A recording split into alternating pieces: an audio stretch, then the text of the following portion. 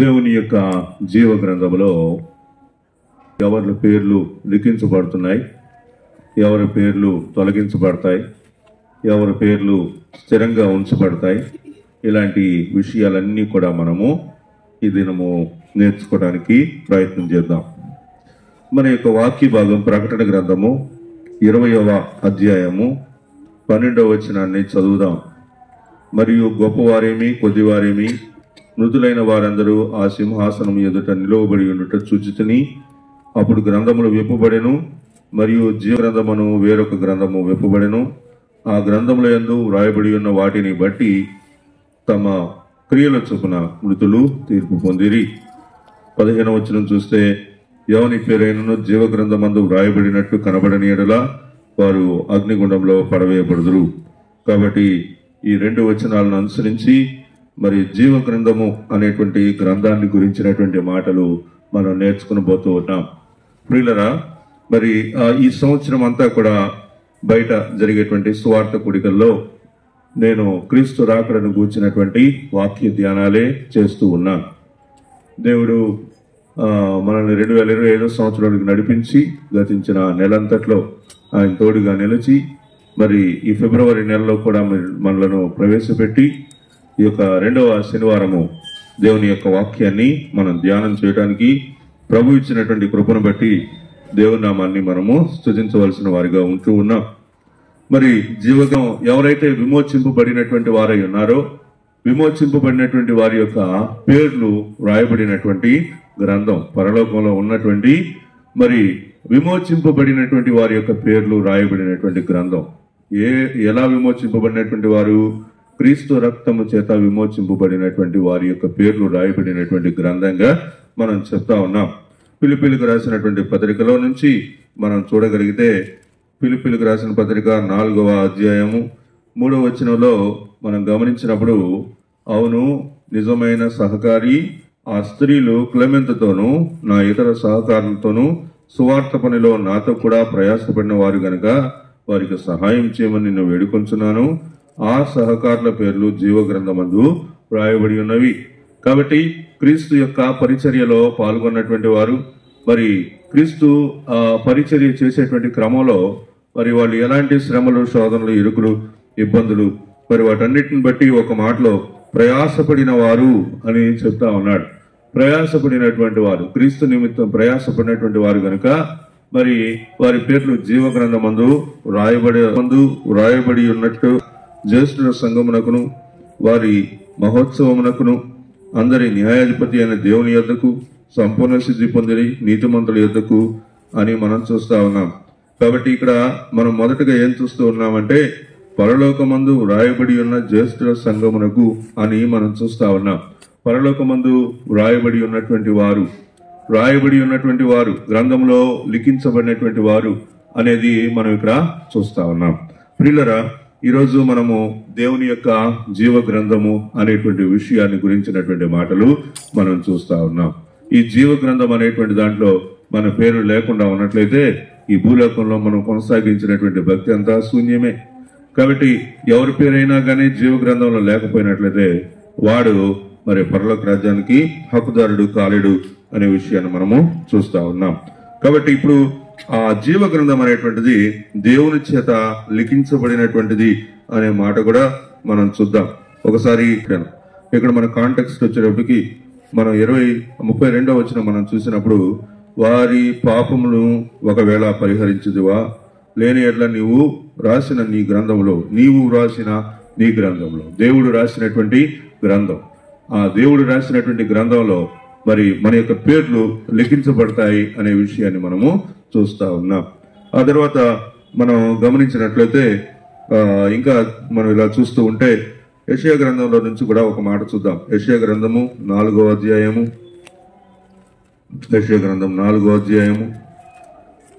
3వ వచనంలో నుంచి చూస్తే, అక్కడ సియోనులో శేషించిన వారికి, యెరూషలేములో నిలువబడిన వారికి, అనగా జీవం పొందుటకై యెరూషలేములో దాఖలైన ప్రతి వారికి పరిశుద్ధులని పేరు పెట్టుదురు. తీర్పు తీర్చు ఆత్మ వలనైనను దహించు ఆత్మ వలనైన ప్రభు సియోను కుమార్తెలకున్న కల్మషమును కడిగివేయనప్పుడు యెరూషలేమునకు కలిగిన రక్తమును దాని మధ్య నుండి తీసివేసి దాన్ని శుద్ధిపరిచినప్పుడు. ఇక్కడ మనం ఏం చూస్తా ఉన్నామంటే దాఖలైనటువంటి వారు అనే మాట చూస్తా ఉన్నాం.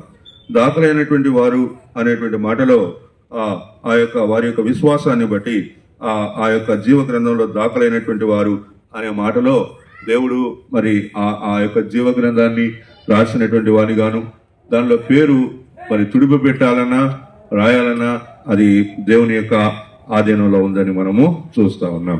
కాబట్టి ఈ యొక్క జీవ గ్రంథాన్ని ఎవరు రాస్తూ ఉన్నారు లేకపోతే అనే విషయాన్ని మనం చూస్తా ఉన్నాం. కాబట్టి ఇంకా ఈ జీవ గ్రంథంలో ఎవరి పేరు రాయబడుతుంది, జీవ గ్రంథంలో ఎవరి పేరు రాయబడుతుంది అనే విషయాలు కూడా చూద్దాము. యోహాను సువార్త 3:16 ఏముందమ్మా? దేవుడి లోకమును ఎంతో ప్రేమించను కాగా ఆయన తన అద్వితీయ కుమారునిగా పుట్టిన వాని యందు విశ్వాసం ఉంచు ప్రతివాడు నశింపక నిత్యజీవం పొందినట్లు ఆయన అనుగ్రహించాను. నశింపక నిత్యజీవం పొందుట అనేటువంటి మాట ఏం తెలియజేస్తుంది? జీవ గ్రంథంలో పేర్లు దాఖలయ్యేటువంటి విషయాన్ని తెలియజేస్తుంది. నశింపక నిత్యజీవం పొందినట్లు, నిత్య జీవం పొందేటువంటి వాళ్ళు ఎవరు? జీవ గ్రంథంలో పేర్లు లిఖించబడినటువంటి వారు నిత్య జీవంలో ఉంటారని మనము అర్థం చేసుకోవచ్చు. ఆ తర్వాత దేవుని యేసుక్రీస్తునందు విశ్వాసం ఉంచినటువంటి వారు మరి రక్షింపబడతారు అనే మాట కూడా మనం చూస్తా ఉన్నాం. ఒకసారి అపొస్తలుల కార్యంలో నుంచి మనం చూద్దాం. చూడండి, అపొస్తలుల కార్యం 16వ అధ్యాయంలో ఆ మాట మనం చూడగలుగుతాం. 16వ అధ్యాయం 31వ వచనాన్ని మనం గమనించినప్పుడు అందుకు వారు ప్రభు అయిన యేసునందు విశ్వాసం ఉంచుము, అప్పుడు నీవును నీ ఇంటి వారును రక్షణ పొందుతారని చెప్పాను. కాబట్టి ఎవరి పేర్లు ఆ జీవ గ్రంథంలో లిఖించబడతాయి అని మనం చూస్తే క్రీస్తునందు విశ్వాసం ఉంచినటువంటి వారు, ఎవరైతే క్రీస్తునందు విశ్వాసం ఉంచారో, కుమారుడైనటువంటి ప్రభునందు విశ్వాసం ఉంచారో వారి యొక్క పేర్లు మరి రాయబడతాయని మనం చూస్తా ఉన్నాం. ఇంకా విశ్వాసము ద్వారా రక్షించబడినటువంటి వారు కూడా మరి జీవ గ్రంథంలో వారి యొక్క పేర్లు లిఖించబడతాయని ప్రకటన గ్రంథంలో మనం చూస్తాం అన్నమాట. ఒకసారి ఆ వచనాన్ని చూద్దాం. చూడండి, ప్రకటన గ్రంథము 3వ అధ్యాయము 5వ వచనాన్ని చూస్తే అక్కడ సంఘంతో చెప్తున్నటువంటి మాట మనం చూస్తా ఉన్నాం. జయించువాడు అలాగున తెల్లని వస్త్రములు ధరించుకును, తర్వాత జీవ గ్రంథంలో నుండి అతని పేరెంత మాత్రమును తుడుపు పెట్టక నా తండ్రి ఎదుటను ఆయన దూతల ఎదుటను అతని పేరు ఒప్పుకొందును. కాబట్టి జీవ గ్రంథంలో అతని పేరు ఎప్పటికి కూడా తుడుపు పెట్టనని ఇక్కడ మనం చూస్తా ఉన్నాం.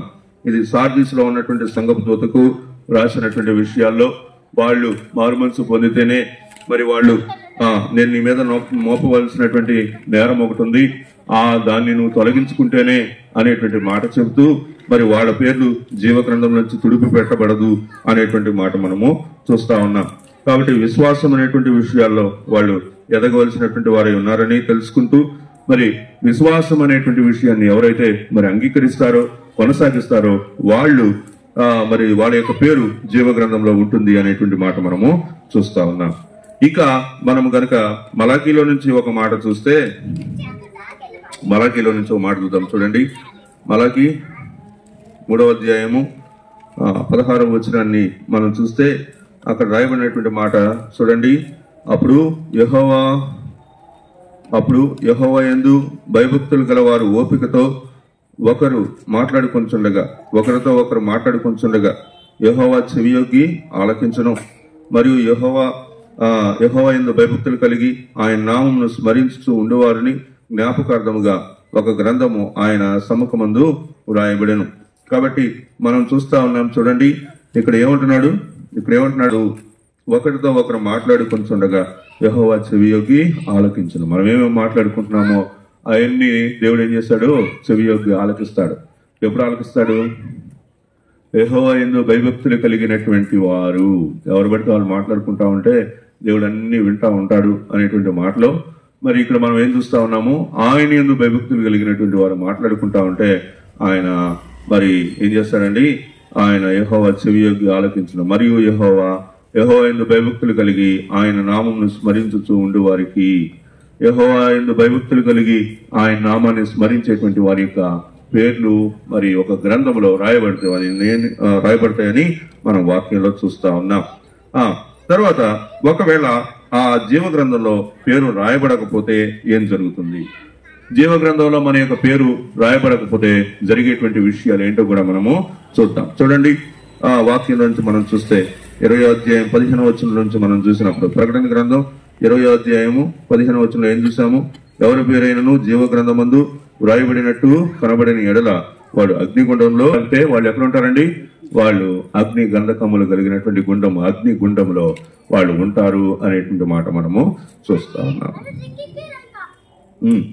తర్వాత మనం చూస్తే 20వ అధ్యాయం 12వ వచనంలో మనం చూడండి, అక్కడే 12వ వచనంలో ఉంది, మరియు గొప్పవారేమి కొద్దివారేమి మృతులైన వారందరూ ఆ సింహాసనం ఎదుట నిలవబడి ఉండేట చూస్తుని అప్పుడు గ్రంథము. కాబట్టి ఇక్కడ తీర్పు అనేటువంటిది మనం చూస్తా ఉన్నాం, చివరి తీర్పు అనేటువంటిది ఒకటి చూస్తా ఉన్నాం. ఆ తీర్పులో ఏం జరుగుతా ఉందంటే గ్రంథాలన్నీ కూడా విప్పబడినట్లుగా మనం చూస్తా ఉన్నాం. ఆ గ్రంథాలన్నీ విప్పబడినప్పుడు ఆ గ్రంథంలో రాయబడినటువంటి విషయాలను బట్టి కేవలం పేరొక్కటే కనిపించట్లేదు, ఇక్కడ ఇంకా ఏం కనిపిస్తున్నాయి? వారి యొక్క క్రియలను బట్టి తీర్పు పొందుతారు. తమ క్రియల చొప్పున మృతులు తీర్పు పొందిరి. కాబట్టి మృతులు తీర్పు ఎప్పుడు పొందుతారంటే క్రియలను బట్టి. కాబట్టి మనం ఈ భూలోకంలో జీవించేటువంటి క్రమంలో మన యొక్క క్రియలను మనం పరిశీలించుకోవాలా. జీవితంలో మనం అన్ని కూడా దేవునికి అసహ్యకరమైనటువంటి క్రియలు చేసి కేవలం ప్రభువుని నమ్ముకున్నటువంటి వాళ్ళమై అసహ్యమైనటువంటి క్రియలు మాత్రం చేస్తే మనం పరలోకానికి వెళ్ళిపోతామని అనుకుంటే అది గుడితనం అని మనం నమ్మాలి. కాబట్టి వాక్యంలో ఏం చెప్తా ఉన్నాడు? అందరూ కూడా మృతులైనటువంటి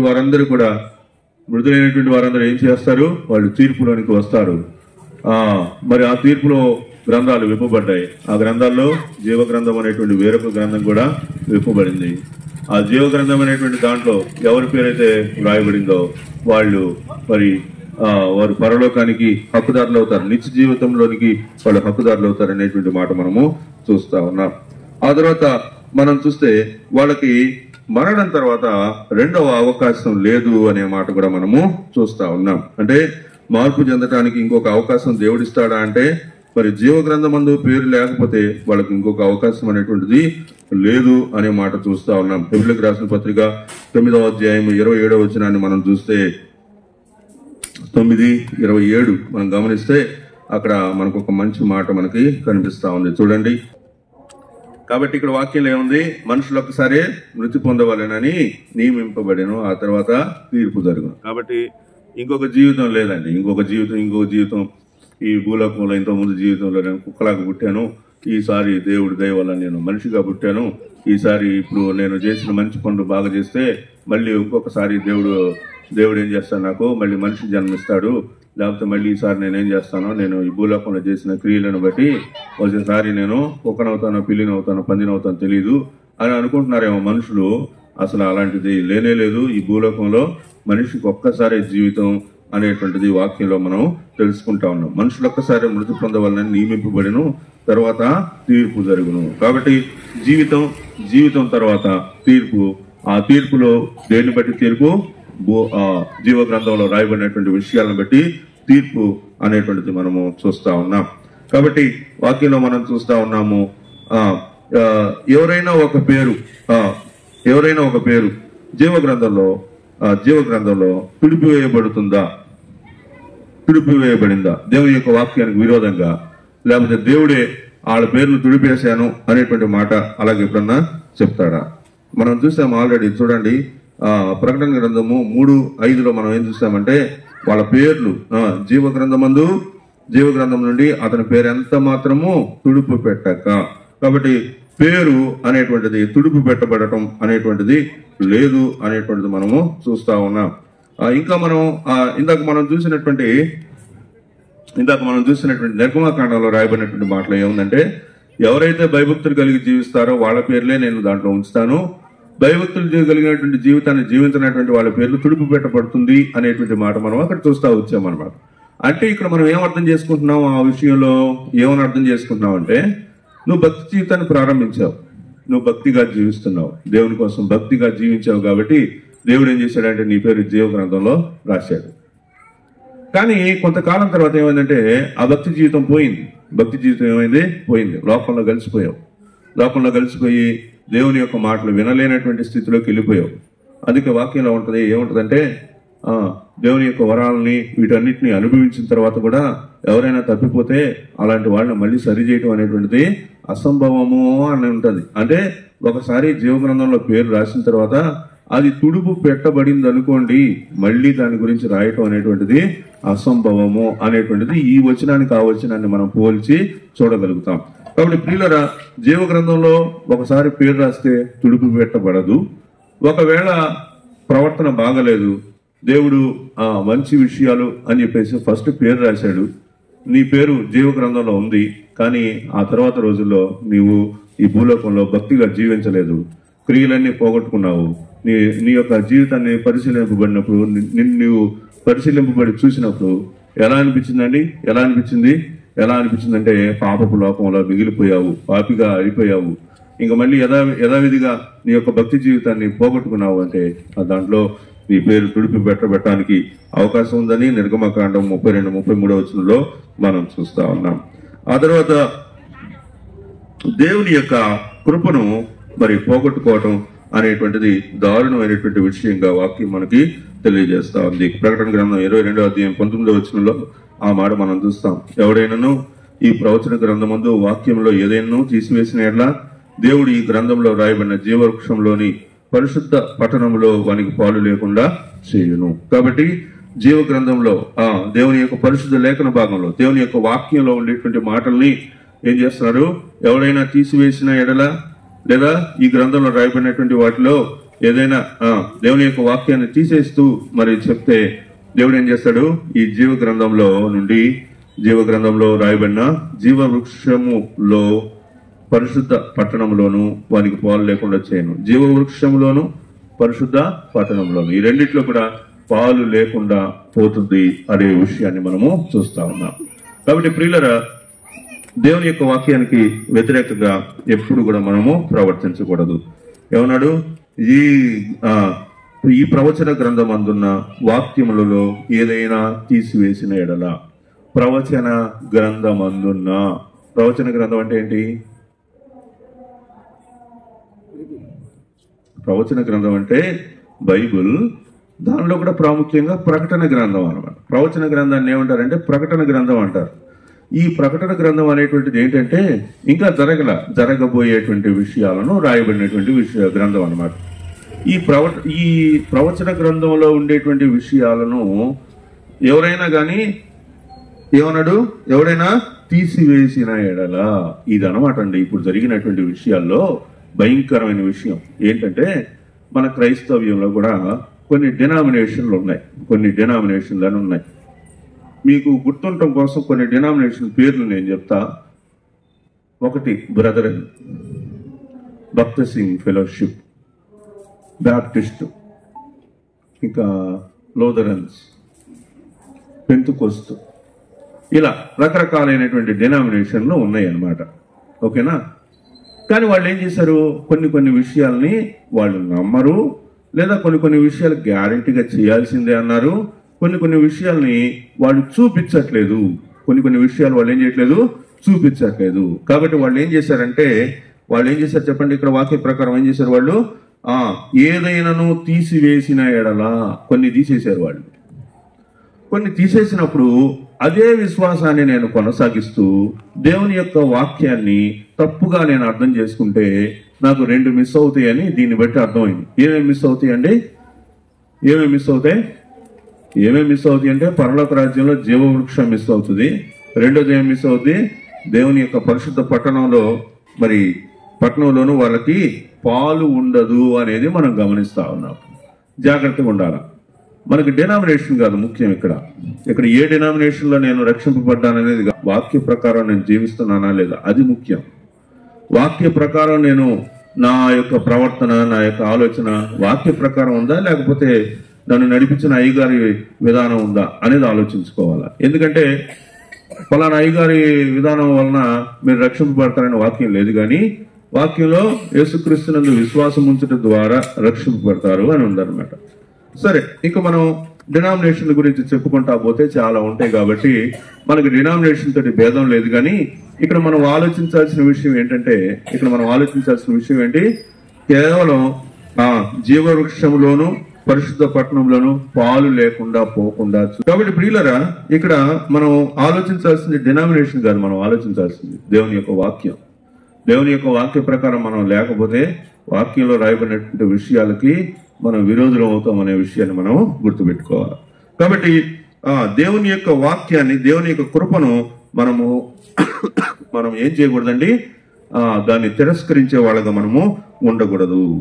అందుకే మనము ఒక మాట కూడా చదువుదాం. చూడండి, మత్తయి సువార్తల నుంచి ఒక మాట చదువుదాము. మత్తయి సువార్త 24వ అధ్యాయంలో ఆ మాట రాశాడనమాట. 24:13 మనం చూస్తే ఏమన్నాడండి? 24:13 అంతము వరకు సహించిన వాడెవడో వాడే రక్షింపబడును. కాబట్టి అంతము వరకు సహించుట చాలా అవసరం. మాయ గారు ఎట్టు చెప్పాడు, మా విశ్వాసంలో ఎట్టుంది అంటే, ఈ విశ్వాసంలో అట్టుంటే మరి దేవుని వాక్యం ఎట్టుందిగా? మరి దేవుని వాక్యానికి విలువ ఇవ్వాలా, లేకపోతే బోధకుడు బోధించిన దానికి విలువ ఇవ్వాలా? చెప్పండి. కాబట్టి అది మన సొంతగా మనం పరీక్షించుకోవాలన్నమాట. ఎవరి వాక్య విధానం ప్రకారం వాళ్ళు దేవుని ఎదుట మనం నిందారహితులుగా ఉన్నామా లేదా అనేది మనం ఆలోచించుకోవాలి. మన పేరు జీవ గ్రంథంలో ఉంది లేదు అనే విషయాన్ని మనం ఎలా తెలుసుకోగలుగుతాం? అమ్మా, ఈరోజు అది ఆలోచించుకుంటే మంచిది కదా. నా పేరు జీవ గ్రంథంలో ఉందా లేదా అనే విషయాన్ని ఒకసారి మనం పరిశీలించుకోవటం మంచిది. లూకా సువార్త 10వ అధ్యాయము 20వ వచనంలో ఆ మాట అంటున్నాడు అనమాట. గొప్ప గొప్ప కార్యాలు చేశారని, లేకపోతే మీ వలన జరిగినాయని మీరు సంతోషించడం కంటే మీ పేర్లు జీవ గ్రంథంలో ఉన్నాయి అనే దాన్ని బట్టి ఎక్కువ సంతోషించండి అని అంటాడు. ఎక్కడ చూద్దామంటే మనము లూకా సువార్త 10వ అధ్యాయం 20వ వచనంలో చూస్తే, అయినను దయ్యములు మీకు లోబడుచున్నవని సంతోషింపక మీ పేర్లు పరలోకమందు రాయబడి ఉన్నవని సంతోషించునని వారితో చెప్పాను. కాబట్టి మీ విశ్వాసాన్ని బట్టి, దేవుని యందు మీకున్నటువంటి విశ్వాసాన్ని బట్టి మరి దయ్యాలు మీ ప్రార్థనలకు లోబడతాయి. గొప్ప గొప్ప స్వస్థత కార్యాలు, అద్భుత కార్యాలు మీ ద్వారా దేవుడు జరిగిస్తాడు. వాటిని బట్టి మనం సంతోషపడటం కంటే ఇంకా దేని బట్టి సంతోషపడాలి? జీవ గ్రంథంలో మన పేరు ఉన్నది అని చెప్పడానికి సంతోషపడాలన్నమాట. ఎందుకంటే తీర్పు దినంలో జరిగేటువంటి ఒక విషయం ఏంటంటే, ప్రభువా నీ నామమున నేను అద్భుతాలు చేయలేదా, నేను దెయ్యాలు వెళ్ళగొట్టలేదా, మా డినామినేషన్ ప్రకారం నేను అది చేయలేదా, ఇది చేయలేదా అని నువ్వంటే, అప్పుడు ప్రభు ఏమంటాడు?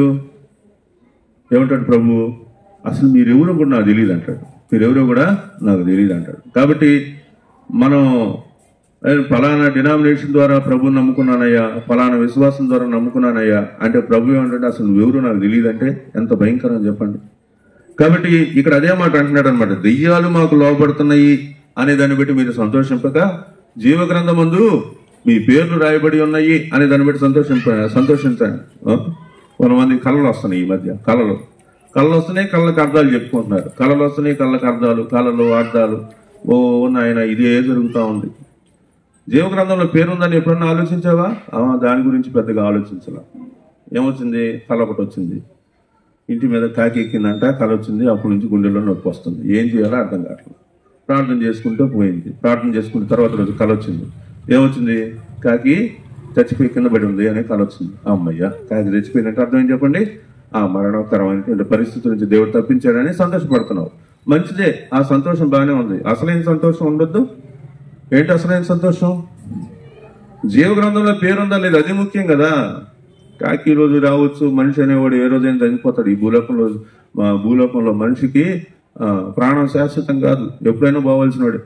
కొంతమంది ముందే పోతున్నారు, కొంతమంది నిదానంగా పోతున్నారు. కాబట్టి ఎప్పటికైనా పోవాల్సిందే, కానీ పోయిన తర్వాత జీవ గ్రంథంలో పేరు లేకపోతే నిత్య నరకాన్ని మన కోసం కాసుకొని ఉంటుంది. కాబట్టి ఆ విషయాన్ని బట్టి జీవ గ్రంథంలో పేరుందా లేదా అనే దాన్ని బట్టి మనం ఆలోచించాలి, కానీ వేరే వేరే విషయాలను బట్టి కాదని వాక్యం మనకి బోధిస్తా ఉంది. కాబట్టి అపొస్తలుల కార్యంలో ఒక మాట ఉంది. కాబట్టి మనం ఏం చేయాలంటే మన మనసును మనం మార్చుకోవాలి. దేవుని ఎదుట మనం నిందారహితులుగా జీవించడానికి ప్రయత్నం చేయాలి. 3వ అధ్యాయం 19వ వచనం చూస్తే అక్కడ మనకు ఆ విషయం మనకు క్లియర్ గా తెలుస్తా ఉంది.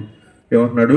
ప్రభువు సముఖము నుండి విశ్రాంతి కాలములు వచ్చినట్లను మీ కొరకు నియమించిన క్రీస్తు యేసు అను ఆయన పంపునట్లును, యేసును ఆయన పంపునట్లును మీరు పాపములను మీ పాపములను తుడిచివేయబడి నిమిత్తమును మారు మనసు పొంది తిరుగుడి. కాబట్టి పాప క్షమాపణ నొందటం అనేటువంటిది ప్రాముఖ్యమైనటువంటి విషయం. కాబట్టి పాపాల నుంచి తిరగటానికి, ప్రభు వైపు తిరగటం కోసం మనం ప్రయత్నించాలి అని వాక్యం మనకి తెలియజేస్తా ఉంది. ప్రియులరా, మనము ఇంకొక 2-3 వచనాలు కూడా మనం చదువుదాం. చూడండి. ఇంకా నేను పరిశుద్ధులనై ఉన్నాను కాబట్టి మీరు కూడా పరిశుద్ధులై ఉండండి అని 1 పేతురు పత్రిక 1వ అధ్యాయం 15-16 వచనాల్లో మనము చదువుతాం. పరిశుద్ధత లేకుండా ఎవడు కూడా దేవుని చూడలేడని మనము హెబ్రీయులకు రాసిన పత్రిక 12-14 వచనాల్లో మనం చదువుతాం. కాబట్టి దేవుని యొక్క వాక్య ప్రకారం పరిశుద్ధత లేకుండా మరి ఆయన చూడలేమనేటువంటి విషయాన్ని, ఆయన పరిశుద్ధుడై ఉన్నాడు కాబట్టి మనం కూడా పరిశుద్ధులై ఉండాలని వాక్యంలో ఉంది కదా. ఆ విషయాన్ని నేను మర్చిపోయి నా పేరు జీవ గ్రంథంలో ఉందని నేను ఎలా అనుకోగలుగుతాను?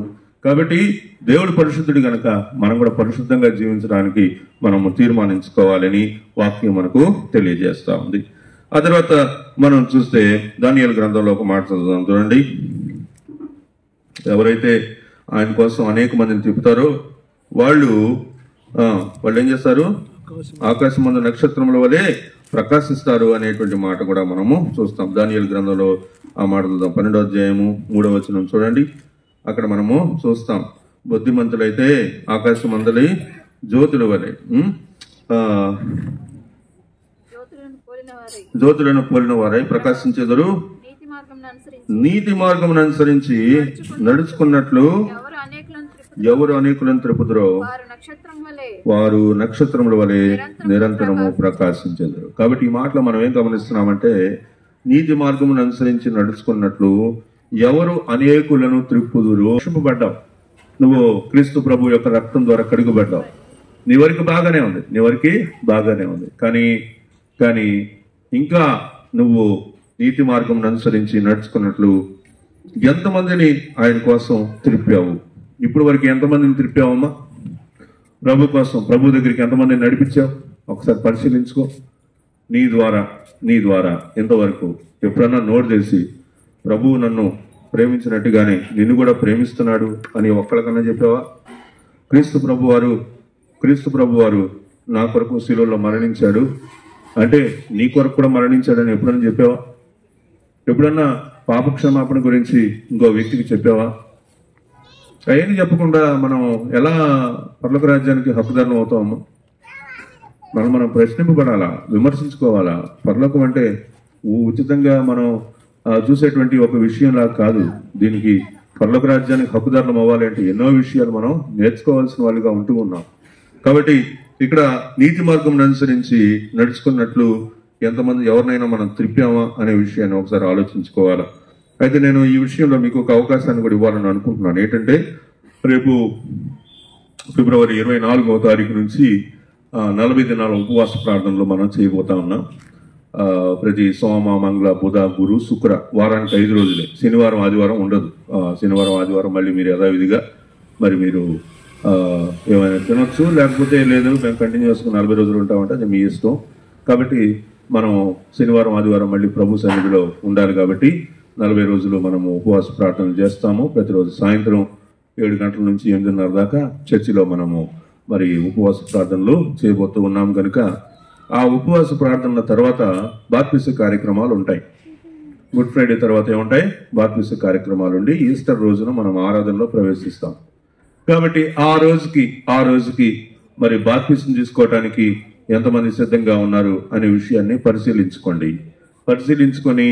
ఈ ప్రాంతంలో ఇంకా ఎవరైనా క్రీస్తు ప్రభువుని సొంత రక్షకులుగా అంగీకరించకుండా ఉన్నట్లయితే వాళ్ళకి జీవ గ్రంథాన్ని గురించినటువంటి సువార్త, క్రీస్తు రాకడ గురించినటువంటి సువార్త, ఆ తర్వాత సిలువ క్రీస్తు ప్రభు చేసిన త్యాగాన్ని గురించినటువంటి సువార్త వాళ్ళకి ప్రకటించి వాళ్ళని ఏం చేయండి? వాళ్ళని ప్రభు దగ్గరికి మీరు నడిపించడానికి ప్రయత్నం చేయండి. ఇది ఒక మంచి అవకాశం మీ ఎదుట ఉంచబడింది.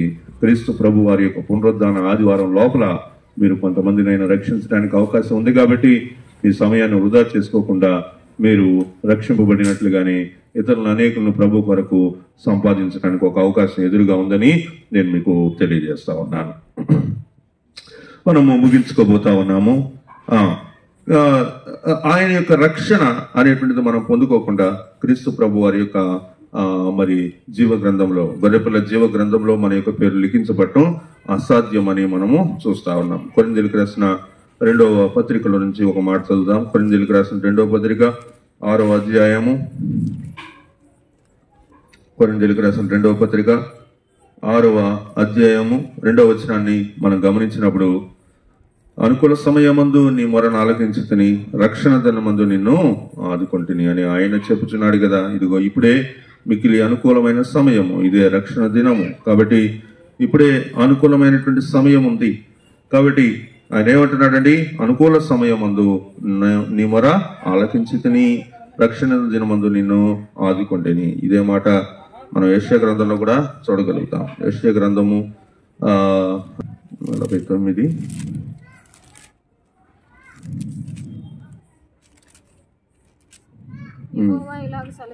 యెహోవా ఇలాగ సెలవిస్తున్నాడు, అనుకూల సమయమందు నీ మొర ఆలకించితిని, నీకు ఉత్తరమిచ్చితిని, రక్షణ దినమందు నిన్ను ఆదుకుంటుని, బంధింపబడి వాడుతాను, బయలువెల్లుడు అని బంధింపబడిన వాడుతాను, బయటికి రండి అని చీకట్లో ఉన్న వారితోను చెప్పుచు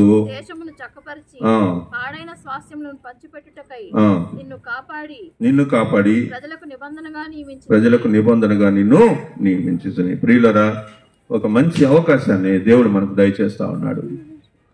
మన యొక్క పేరు జీవ గ్రంథంలో లిఖించబడాలి అంటే మారు మనసు పొందినటువంటి అనుభవం ఉండాలి.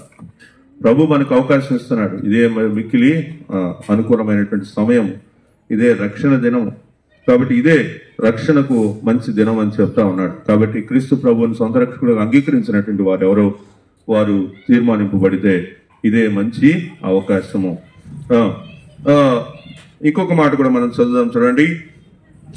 ఇప్పుడు క్రీస్తు యేసునందున్నటువంటి వారికి ఏ శిక్షా విధి లేదని రోమిలకు రాసినటువంటి పత్రికలో మనం చదువుతాం. రోమిలకు రాసిన పత్రిక 8వ అధ్యాయము 1వ వచనం మనం చూస్తే, కాబట్టి ఇప్పుడు క్రీస్తు యేసునందున్న వారికి ఏ శిక్షా విధి లేదు, క్రీస్తు యేసునందు జీవమునిచ్చు ఆత్మ యొక్క నియమము పాప మరణముల నియమము నుండి నన్ను విడిపించాను.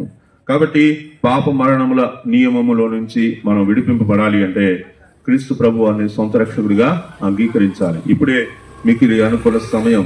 ఇది క్రీస్తు యేసును అందున్నటువంటి వారికి ఏ శిక్షా విధి లేదు. క్రీస్తు యేసులో ఉంటే నీకు తీర్పు లేదు. శిక్షా విధిలోనికి, శిక్షలోనికి లేదా తీర్పులోనికి మనము రాక జీవములోనికి దాటి ఉన్నాము అనే మాట మనం చూస్తా ఉన్నాం. కాబట్టి ఈ సాయంకాలం వేళ మిమ్మల్ని మీరు పరిశీలించుకోవాలని కోరుతా ఉన్నాను. మిమ్మల్ని మీరు ఆలోచించుకోవాలని కోరుతా ఉన్నాను. 22:14 చూడండి. ప్రకటన గ్రంథం 22వ అధ్యాయము 14వ వచనాన్ని మనం చూస్తే అక్కడ ఏమని చూడండి. నేనే అల్ఫాయు ఒమేగయు, మొదటి వాడను కడపటి వాడను, ఆదియు అంతమునై ఉన్నాను అనేటువంటి మాట చూస్తా ఉన్నాం. జీవవృక్షమునకు హక్కు కలవారై గుమ్మముల గుండా ఆ పట్టణంలోనికి ప్రవేశించినట్లు మీ వస్త్రములను తమ వస్త్రములు ఉదుక్కొని వారు ధన్యులు. కాబట్టి వస్త్రాలు మీ యొక్క శరీరం అనేటువంటి వస్త్రాలు కాదు, మనస్సు అనేటువంటి వస్త్రాన్ని మీరేం చేయాలా? ఉదుక్కొని తెలుపు చేసుకోండి. తెలుపు చేసుకోవటం అంటే రక్షింపబడాలి, మారు మనసు పొందాలి, పాపక్షమాపణ పొందాలి. ఇంతవరకు చేసినటువంటి నిర్జీవ క్రియలను విడిచిపెట్టి ఆయన యొక్క పరలోక రాజ్యమును పొందగలిగినటువంటి జీవవృక్షమునకు, ఆ పరిశుద్ధ పట్టణమునకు హక్కుదారులం అయ్యేటువంటి ఆ క్రియలను మనం చేయవలసినటువంటి వారిగా ఉంటూ ఉన్నామని వాక్యం మనకు తెలియజేస్తా ఉంది. కాబట్టి ఈ యొక్క దేవుని యొక్క పరిశుద్ధ గ్రంథంలో రాయబడినటువంటి విషయాలను అనుసరించి మన యొక్క జీవితాన్ని మనం కొనసాగిస్తూ ఇంకా మనం ఏం చేయాలా? ఆయన యొక్క జీవ గ్రంథంలోనికి హక్కుదారులము అవ్వడం కొరకు మనల్ని మనము తీర్మానించుకోవాలా.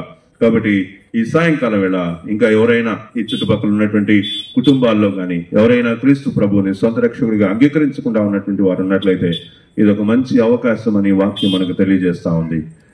కాబట్టి మీరు కొన్నిసార్లు మనం ఎలా అనుకుంటామంటే ఇది రక్షింపబడవలసినటువంటి వారు ముసలి వాళ్ళని, లేదా ఈ భూలోకంలో పనులన్నీ కూడా వాళ్ళు చేయవలసినటువంటి పనులన్నీ కూడా చేసేసి చివరిలో మనము యేసుక్రీస్తుని నమ్ముకోవచ్చని, అదేదో వయసు వృద్ధులైనటువంటి వారో లేకపోతే ఈ భూలోకంలో ఉన్నటువంటి పనులన్నీ అయిపోయినటువంటి వాళ్ళు అన్ని జరిగిపోయిన చివరిలో ప్రభువుని నమ్ముకొని పరలోకం పోవటానికి అన్నట్టుగా అనుకుంటే దేవుడు వెర్రివాడు అనుకుంటున్నారా? దేవుడు అవన్నీ చూడకుండా అవన్నీ చూడలేనటువంటి విగ్రహం అనుకుంటున్నారా? మనంతా ఈ భూలోకంలో మన జీవితం అంతా మనం గడిపేసి ఇంకా చివరిలో మనం పనిచేయలేని సమయంలో ప్రభువా నేను నమ్ముకుంటున్నానయ్యా అని చెప్తే మన బలం అంతటిని ఈ లోకానికి వాడి మన బలహీనత అంతటిని దేవుడికి ఇచ్చేటువంటి క్రూరులు అనే మనం. కాబట్టి రక్షణ నీ ద్వారం దగ్గర, నీ ఇంటి దగ్గర, నీ గుమ్మంలో నీకు ప్రవేశించినప్పుడే నువ్వు యేసుక్రీస్తుని సొంత రక్షకుడిగా అంగీకరించాలి. నీవు యవ్వనంలోనే, నీ యొక్క యవ్వన కాలంలోనే నువ్వేం చేయాలా? సృష్టికర్తను స్మరణకు తెచ్చుకోవాలా. కాబట్టి ప్రియులరా, ఈ లేత వయసు, ఈ యొక్క యవనేచ్చులు అనేటువంటివి గతించిపోతాయి. వీటికి ఎక్కువ కాలం ఈ భూలోకంలో మనము అలా ఉండలేము. కాబట్టి ఈ సాయంకాలం వేళ నేను మిమ్మల్ని ప్రశ్నిస్తా ఉన్నాను. యేసుక్రీస్తు గురించి నీకు తెలిసిన రోజే ఆయన సొంత రక్షకుడిగా అంగీకరించాలి. మారు మనసు పొందాలి, బాప్తిసం పొందాలి. మారు మనసు పొందడానికి వయసుతో పని లేదు. మారు మనసు పొందడానికి వయసుతో పని లేదు.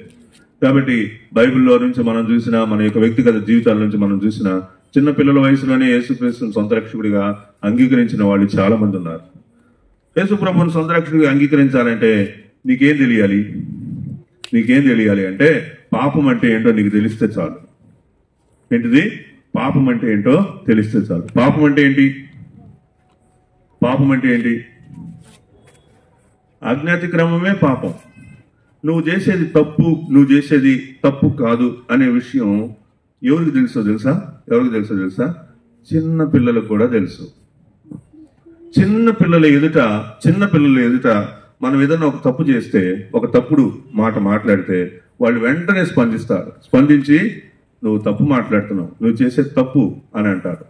కాబట్టి యేసుక్రీస్తుని సొంత రక్షకుడిగా అంగీకరించాలంటే ఎంత వయసు సరిపోతుందమ్మా? అందుకే ఒకసారి వాక్యం ఏమంటాడంటే, మీరు మారు మనసు పొంది ఈ చిన్న బిడ్డల వలె మీరు మారు మనసు పొందితేనే పరలోక రాజ్యానికి హక్కుదారులు అవుతారని చెప్తాడు. కాబట్టి చిన్న వయసు చాలు క్రీస్తు ప్రభువుని సొంత రక్షకుడిగా అంగీకరించడానికి. నీకు ఒక ఆలోచన క్రమం ప్రారంభమైనటువంటి దశ చాలు అనమాట. కాబట్టి ఈ వయసుకే, లేకపోతే ఇప్పటికే అనేక మంది మీలో ఉన్నటువంటి వారందరూ యేసుక్రీస్తుని సొంత రక్షకుడిగా అంగీకరించాలి. అయితే ఇంకా అంగీకరించలేదంటే దేవుడు మీ ఎడల దీర్ఘశాంతం కలిగినటువంటి వాడై ఉన్నాడు కనుక, ఆయన మిమ్మల్ని ఇంకా ప్రేమిస్తున్నాడు కనుక, ఆయన ఇంకా మీ పక్షాన నిలిచి ఉన్నాడు కనుక, మీరు ఆయనతోటి ఉండాలని ఆయన కోరుకుంటున్నాడు కనుక మీ ఎడల దీర్ఘశాంతము చూపుతా ఉన్నాడు. దేవుడు మన ఎడల దీర్ఘశాంతం చూపుతున్నాడు కదా అని మనం ఆయనను పరీక్షిస్తూ ఉండకూడదు. సమయం ఎప్పుడు ఎలా మారిపోతుందో మనకు తెలియదు. కాలాలు ఎలా మారిపోతాయో తెలియదు. ఈ రోజు మంచిగా ఉన్నటువంటి వాళ్ళు కాసేపటికి వాళ్ళ యొక్క మంచితనాన్ని కోల్పోవచ్చు. కాబట్టి ఈ భూలోకపు జీవితం శాశ్వతం కాదు కనుక మనం ఉండబోయేటువంటి జీవితం శాశ్వతమైనటువంటి జీవితాన్ని మనం సంపాదించుకోవాలి అంటే మారు మనసు పొందితేనే, పాపక్షమాపణ నొందితేనే, పరిశుద్ధ క్రియలు మనలో ఉంటేనే మన యొక్క పేరు జీవ గ్రంథంలో ఉంటుంది. ఎవరి పేరైతే జీవ గ్రంథంలో ఉంటుందో వాళ్ళు ఎప్పుడు నిత్యము కూడా మరి శాంతి, సంతోషము, సమాధానము ఇవన్నీ పరలోకంలో మనం నిత్యము కలిగినటువంటి వారిగా, పరిశుద్ధులముగా ఆయన సన్నిధిలో యుగ యుగాలు ఆయన స్తుతించేటువంటి వారిగా ఉంటాం. అలాంటి కృప దేవుడు దయచేయనట్లుగా మనందరం కూడా మన యొక్క హృదయాలను ప్రభు కొరకు సమర్పించుకుందాం. దేవుడు తన పరిశుద్ధ లేఖన భాగాన్ని మన యొక్క వినికిడిలో ఈ యొక్క సమయంలో ఆశీర్వదించి దీవించును గాక. ఒకసారి ఈ సమయంలో మిమ్మల్ని మీరు ప్రశ్నించుకోవాలని, పరిశీలించుకోవాలని మిమ్మల్ని నేను కోరుతా ఉన్నాను.